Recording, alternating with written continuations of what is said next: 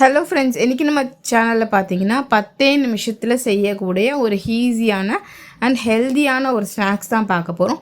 So நார்மலாக பார்த்தீங்கன்னா ஸ்கூலுக்கு போயிட்டு வந்தோடனே முதல்ல குழந்தைங்க கேட்குறது என்ன ஸ்நாக்ஸ் இருக்குது வீட்டிலன்னு கேட்பாங்க. ஸோ இதுக்கு வந்து பார்த்திங்கன்னா நம்ம கடையில் வந்துட்டு வாங்கி கொடுக்கறத விட வீட்டிலே வந்துட்டு ஹெல்தியாக சுத்தமான முறையில் வந்துட்டு செஞ்சு கொடுக்கலாம். கடையில் என்ன ஆயிலெலாம் யூஸ் பண்ணுறாங்கன்றது தெரியாது, மைதாலாம் யூஸ் பண்ணுவாங்க. ஸோ வீட்டிலே வந்துட்டு ஹெல்தியாக நம்ம செஞ்சு கொடுக்கலாம். அதுக்கு ஒரு மிக்ஸி ஜார் எடுத்துக்கோங்க, தேங்காய் வந்து ஆட் பண்ணிக்கோங்க. இந்த தேங்காவை நீங்கள் துருவி சேர்த்தாலும் சரி, இல்லை இந்த மாதிரி வந்துட்டு கட் பண்ணி போட்டு 2 ஓட்டு விட்டுனிங்கன்னா தேங்காய் வந்துட்டு பார்த்திங்கன்னா உங்களுக்கு பூ போல் வந்து கிடச்சிரும். ஸோ அதை தனியாக ஒரு பிளேட்டில் வந்து எடுத்து வச்சுக்கோங்க. நெக்ஸ்ட்டு பார்த்திங்கன்னா பனானா வாழைப்பழம் எடுத்துக்கோங்க. ஸோ வாழைப்பழம் பார்த்திங்கன்னா நல்லா வந்துட்டு ஒரு பழுத்த வாழைப்பழமாக எடுத்துக்கிட்டிங்கன்னா ரொம்ப டேஸ்ட்டாக இருக்கும். முக்கியமாக இந்த ரெசிபிக்கு வாழைப்பழம் கண்டிப்பாக ஆட் பண்ணுங்கள், ரொம்ப டேஸ்ட்டாக இருக்கும். இந்த தேங்காய் வாழைப்பழம் தான் நல்ல ஒரு ஃப்ளேவர் அண்ட் டேஸ்ட் வந்து கொடுக்கும். ஓகேங்களா? ஸோ வாழைப்பழத்தை ஹெல்த்தியாக அப்படின்னு சொல்லி பார்த்தீங்கன்னா நீங்கள் செவ்வாழைப்பழம் வந்து ட்ரை பண்ணலாம், அது ரொம்ப ஹெல்த்தியாக இருக்கும். கண்டிப்பாக பழுத்த வாழைப்பழமாக எடுத்துக்கோங்க. ஸோ இது கூட பார்த்தீங்க ஒரு 2 வந்துட்டு ஏலக்காய் வந்து எடுத்துக்கோங்க. ஓகேங்களா? ஸோ நெக்ஸ்ட்டு வந்துட்டு ஒரு 1/2 கப் வந்துட்டு கோதுமை மாவு இருக்கு இல்லைங்களா, அது சேர்த்துக்கோங்க. ஸோ மைதா மாவுலாம் சேர்ப்பாங்க, வேண்டாம். மைதா மாவு அன்ஹெல்தி, குழந்தைங்களுக்கு மைதா மாவு கொடுக்க வேண்டாம். நீங்கள் கோதுமை மாவை வந்துட்டு சேர்த்துக்கோங்க. ஓகேங்களா?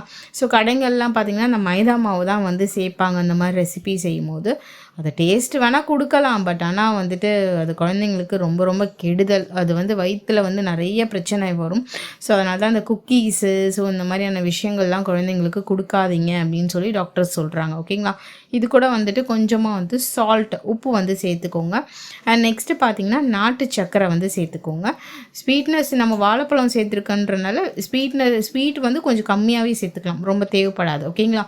அண்ட் நெக்ஸ்ட் வந்து கொஞ்சமாக வந்து வாட்டர் ஆட் பண்ணிக்கோங்க. இது போதும். நீங்கள் நான் வெஜிடேரியனாக இருந்தீங்க அப்படின்னா இது கூட ஒரு முட்டை சேர்த்துக்கலாம்.